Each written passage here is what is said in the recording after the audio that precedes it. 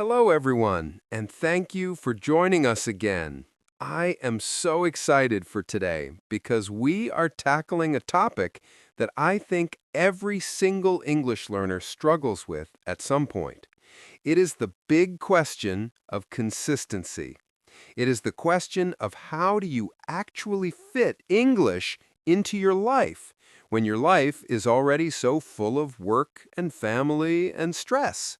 Exactly. It is the number one question we get, isn't it, Tom? People ask us all the time. They say, Ria, I want to learn. I have the passion, but I just do not have the time. I'm too busy. And honestly, I get it. We are all busy. But today, we are going to change that mindset. We are going to talk about my daily routine and how I turned English from a subject I studied into a lifestyle I lived. I love that distinction. A lifestyle you live. Because that is the secret, right? If you treat English like a textbook that you open for 30 minutes and then close, it feels like homework. It feels heavy. But if it is part of your morning coffee, part of your drive to work, part of your evening relaxation, then it just happens naturally. So, Ria, take us back to the start. When you were really pushing to become fluent, what did your morning look like? What is the first thing you did? Well, honestly, it started before I even got out of bed. You know how most people wake up and the first thing they do is grab their phone and scroll through social media? I did that too. But I made one small change. I switched my phone language to English. So the moment my eyes opened, the date, the weather, the notifications, everything was in English. It forces your brain to wake up in the target language. That is such a small detail, but it is powerful. It's like a signal to your brain that says, okay, today we are operating in English mode. Exactly. And then the real routine started with my morning coffee. I have this rule, no coffee without English. I would put on a podcast, usually something conversational, just like this one, or maybe a news briefing, and I would just listen while I was brushing my teeth and boiling the water. I wasn't sitting down taking notes. I wasn't analyzing grammar. I was just letting the sounds wash over me. It's about immersion. I think that is where so many people go wrong. They think listening practice means sitting at a desk with a pen trying to catch every single word. And if they miss a word, they get frustrated and pause the audio. But you're saying you just let it play while you were doing other things. Yes, absolutely. Because think about how babies learn. They do not sit with a notebook. They hear the language while they're eating, while they're playing, while they're being held. They absorb the rhythm and the emotion before they understand the definitions. So while I was making my toast, I was listening to the intonation. Was the speaker happy? Were they angry? That passive listening builds a foundation. It trains your ear to the natural speed of native speakers. And that is the scary part for beginners, right? The speed. Native speakers talk so fast. We slur words together. We don't say going to, we say gonna. We don't say let me, we say lemme. If you only learn from textbooks, real people sound like they're speaking a different language. Oh, completely. I remember the first time I tried to watch a movie without subtitles, I panicked. I thought, wait, I studied for years. Why don't I understand this? It was because I wasn't used to the flow. So that morning listening session was crucial. But Tom, there's another part of my morning routine that might sound a little crazy to some people. Oh, I love the crazy parts. Tell us. Well, it's called shadowing. I know you've heard of it, but for our listeners who haven't, it's basically mimicking the speaker. But here's the thing. I would do it in the shower. The shower is the best place to practice English because nobody can hear you and the acoustics are great. You sound like a professional singer or a professional speaker in there. That is hilarious. I could just picture you in the shower, shampoo in your hair, repeating sentences at the top of your lungs. That was literally me. I would hear a phrase on the podcast, maybe something simple like, honestly, I don't think that's a good idea. And I would pause the audio and repeat it, but not just the words. I would try to copy the feeling. If the speaker sounded skeptical, I would try to sound skeptical. If they sounded excited, I would scream it out with excitement because English is a musical language. It has highs and lows. If you speak it like a robot, people might understand you, but they won't connect with you. That is such a profound point. Connection. We learn language to connect with other humans, not to pass a test. And emotion is how we connect. If you say, "I am so happy," in a flat, monotone voice, nobody believes you. But if you have the rhythm right, even if your grammar is a little off, people get the message. So you have done your listening, you've done your shower shadowing, you are dressed and ready for the day. What happens next? The commute. The commute, the danger zone. This is where most people zone out or get stressed about traffic. For me, this was my prime speaking time. I drove to work, so I was alone in the car. This was my private classroom. I used a technique called narrating my life. Narrating your life. Explain that to us. It is exactly what it sounds like. I would look around and just describe what I saw, but out loud. I would say, okay, the light is red. I am stopping the car. Look at that guy crossing the street. He is wearing a blue jacket. Oh, it is starting to rain. I need to turn on the wipers. It sounds silly, but it forces your brain to retrieve vocabulary instantly. You realize very quickly what words you do not know. If I looked at a truck and didn't know the word for the wheels, I would get stuck. And that frustration is good because it makes you remember. I have tried that, actually. It is surprisingly difficult. You think you know the word for everything around you, but then you see a mailbox or a specific type of tree, and your mind goes blank. It really exposes the gaps in your vocabulary. It does. And when I got stuck, I wouldn't stop. I would try to describe it using other words. So if I forgot the word for umbrella, I would say, that thing you hold over your head when it rains. That is a skill called circumlocution, talking around the word. It is a lifesaver in real conversations because you are going to forget words. Even native speakers forget words. The ability to explain what you mean without the exact word is what keeps the conversation flowing. That is huge. Circumlocution. I think that's the bridge between intermediate and advanced. Intermediate learners stop and panic when they forget a word. Advanced learners just find another way to describe it and keep moving. So you're driving, you're talking to yourself like a crazy person, describing the traffic, you arrive at work.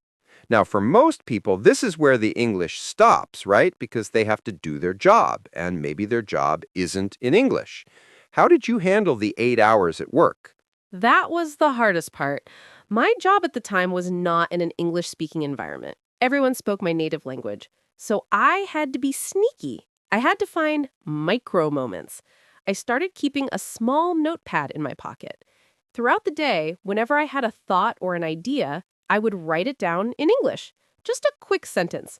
Or if I had a meeting, I would try to summarize the meeting in English in my head while it was happening. Wow, that is intense. Translating a meeting in your head while it's happening? That sounds exhausting. It was at first. I got headaches, but it was like a mental gym. I wasn't translating word for word, more like summarizing the main points. If my boss said, we need to finish this project by Friday because the client is waiting, in my head I would echo, deadline is Friday, client is impatient. It kept my English brain active even when my mouth was speaking my native language. And during lunch breaks, I never scrolled social media aimlessly. I would read one article in English, just one. What kind of articles? News? Gossip? Science? Ever I was interested in, Tom. That is the key. Interest. If you force yourself to read about economics, but you hate economics, you will quit. I love cooking and I love psychology, so I would read recipes or articles about human behavior. Because when you're interested in the topic, you forget that you're learning a language. You're just reading content. You want to know the answer. You want to know how to bake that cake. The English just becomes the vehicle, not the destination. I love that. The English is the vehicle, not the destination. I think so many students get stuck focusing on the language itself, the grammar rules, the sentence structures, that they forget the language is just a tool to get information or entertainment. If you're reading a thriller novel, you want to know who the killer is. You're motivated by the story, so you push through the difficult vocabulary because you need to know the ending. Precisely. And that brings me to the evening routine, which was honestly my favorite part. The evening is for relaxation, but you can relax in English. I made a rule that I would not watch television in my native language during the week. If I wanted to watch a series or a movie, it had to be in English. This is a controversial topic. Subtitles or no subtitles? What is your verdict? Oh, the great debate. Here is my take. When I was a beginner, I used subtitles in my native language. I had to. Otherwise, I would understand nothing and give up. Then, as I got a little better, I switched to English subtitles. That was a game changer. Seeing the words and hearing them at the same time bridges the gap between spelling and pronunciation. English spelling is a nightmare, let's be honest.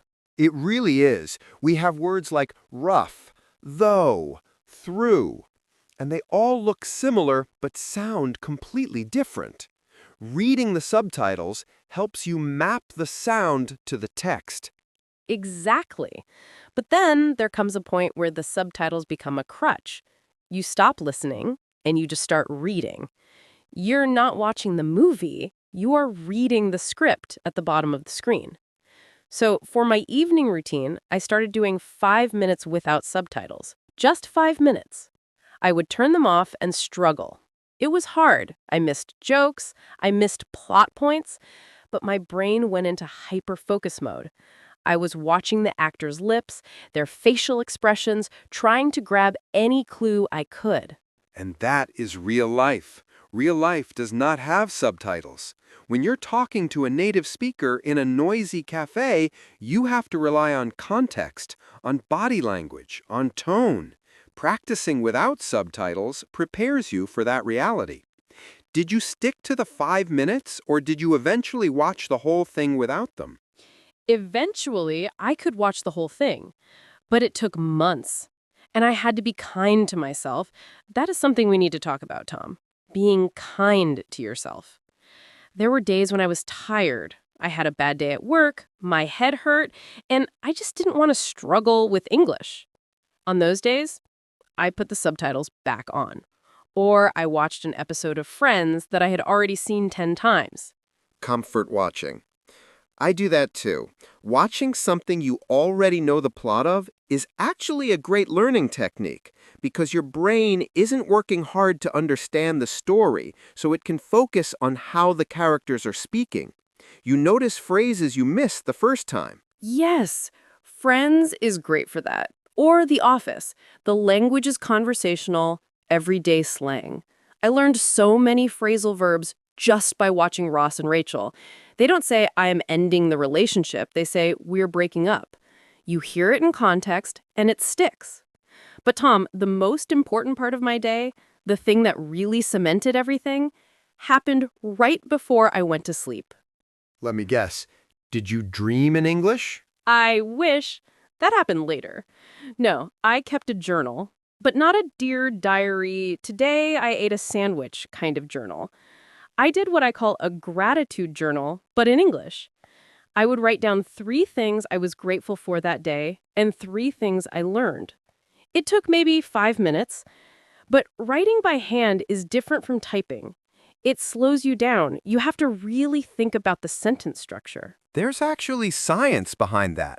The connection between the hand and the brain is very strong.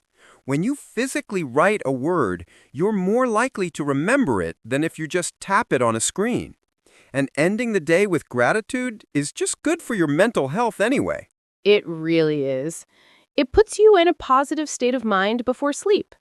And if I learned a cool new word that day, maybe from the podcast in the morning or the article at lunch, I would try to use it in my journal entry. That was the final step of the cycle.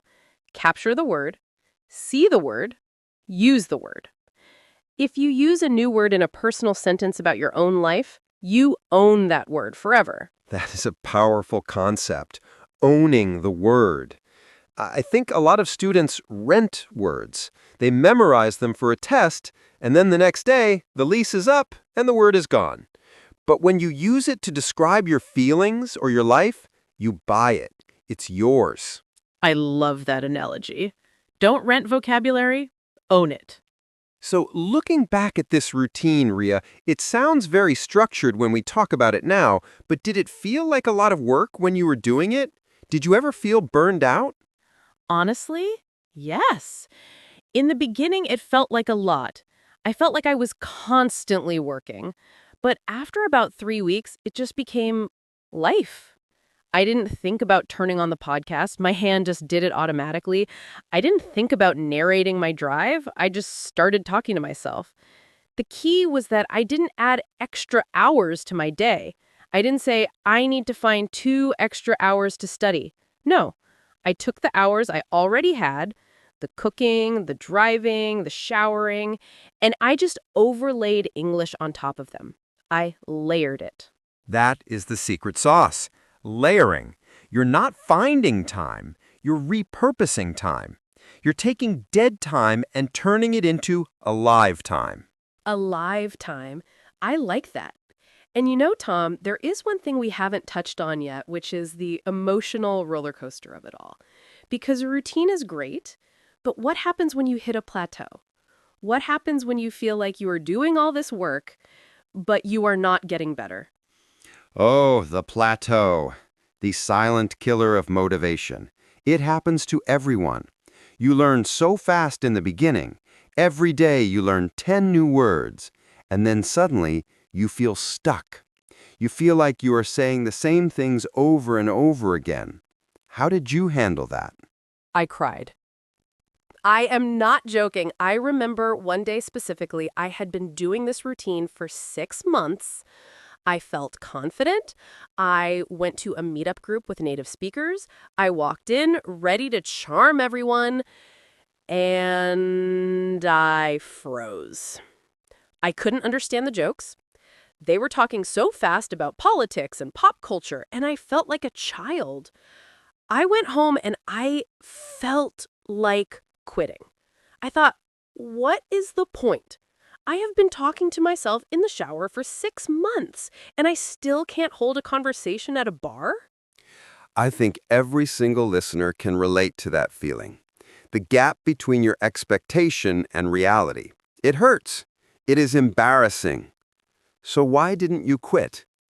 Because I realized that having a bad day doesn't mean I am a bad learner. It just means I had a bad day. Progress isn't a straight line. It is a squiggly line. Some days you go up, some days you go down. But if you zoom out, the general trend is up.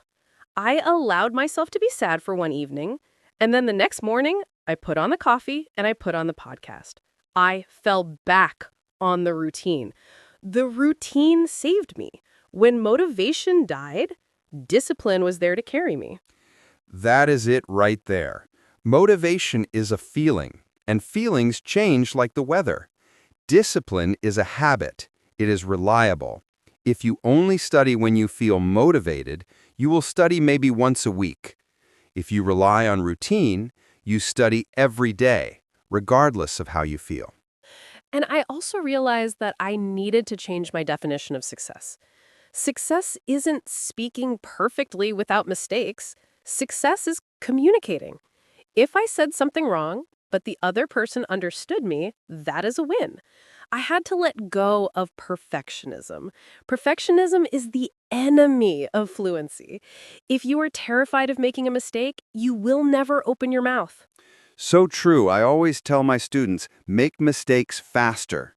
The person who makes 1,000 mistakes will learn faster than the person who is afraid to make one. Every mistake is a piece of data. It tells you what you need to fix. Exactly. And talking about making mistakes, I have to tell you about the time I accidentally insulted someone because of my pronunciation. Oh no, please share. We need a laugh. So I was trying to tell a coworker that I liked her sheet, like the piece of paper she was holding, a spreadsheet. But I didn't make the vowel sound long enough. I didn't say sheet. I said, well, the other word, the bad word. Oh dear, that is a classic mistake. Short I versus long E. It gets everyone. The room went silent. She looked at me, totally shocked. I was smiling, thinking I had given her a compliment. I said, yes, it's a really great. And then someone started laughing, and I realized what I had done. I turned bright red. I wanted the floor to open up and swallow me. But you know what? We laughed about it. It became an inside joke, and I never, ever pronounced that word wrong again. The embarrassment cemented the pronunciation in my brain. See, that is the silver lining. Trauma helps memory. Just kidding. But strong emotions do help memory. You will never forget that moment. And because of that, your brain locked in the correct vowel sound forever. It really did. So, to anyone listening who is afraid of embarrassing themselves, do it. Embarrass yourself. It is the fastest way to learn. Nobody cares as much as you think they do. People are generally kind. They appreciate that you are trying to learn their language. They want to help you. I think that is a really comforting thought. We project our own insecurities onto other people. We think they are judging us, but usually they are just listening to what we're saying. So, Tom, if we had to summarize this for our listeners, if someone is listening right now and they feel overwhelmed, they're thinking, Ria, I can't do all of that. I can't do the morning podcast and the shower shadowing and the driving narration and the evening journal. It is too much. What should they do? I would say pick one. Just one thing. Do not try to overhaul your entire life overnight. That is a recipe for failure. Just start with the morning coffee. Commit to listening to 5 minutes of English while you drink your coffee. Do that for a week. Once that feels easy, add the shower shadowing. Build the routine brick by brick. That is great advice. Start small. Consistency beats intensity. It is better to do 10 minutes every day than 5 hours on Sunday. The brain needs that daily repetition to build the neural pathways. And I would also add, make it fun. If you hate the podcast you are listening to, find a different one. If you hate writing in a journal, don't do it. Talk to your dog instead. Find the method that makes you smile. Because if you enjoy it, you will do it. If it is torture, you will stop. Absolutely. Learning English should be an adventure, not a chore. It opens up the world. It lets you talk to people from different cultures, travel with confidence, access information from all over the globe. The reward is so huge. The daily effort is the price of admission, but the ticket is worth it. Beautifully said. The ticket is worth it. You know, Ria, listening to you talk about your routine, it reminds me that language learning is really a journey of self-discovery. You learn about your own discipline, your own fears, your own interests. You become a slightly different person in the new language. You do. I feel like English Ria is a little different from my native self. She is a bit more direct, maybe a bit louder, and I like her. I like having that second identity.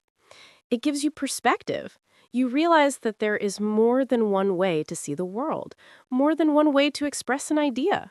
That is the magic of bilingualism. It expands your mind. So before we wrap up, I have a challenge for our listeners. Oh, I love challenges. What is it? I want everyone listening to choose one dead time moment in their day tomorrow. Maybe it is folding laundry, maybe it's walking the dog, maybe it's washing dishes, and I want you to fill that silence with English. Talk to yourself or listen to something, just one moment, and see how it feels. I accept that challenge too. I am going to add a new moment to my day. I usually wash the dishes in silence, thinking about my problems. Tomorrow, I am going to listen to a stand-up comedy show in English while I scrub the plates. Perfect. Laughter and clean dishes. You can't beat that. Tom, thank you for letting me share my story today. It feels good to look back and see how those little daily habits piled up into fluency. It didn't happen overnight, but looking back, the time passed anyway. You might as well use the time to learn. Exactly. The time will pass anyway. That is a quote to live by. Thank you, Ria, for being so open and honest. And thank you to all of you out there in the Real English Voices community. We see you. We know how hard you are working, and we are proud of you. Keep going. Yes, keep going. You are closer than you think. Believe in the process, trust the routine, and don't forget to enjoy the journey. Until next time, keep your voice real and keep practicing. Bye, everyone. See you soon.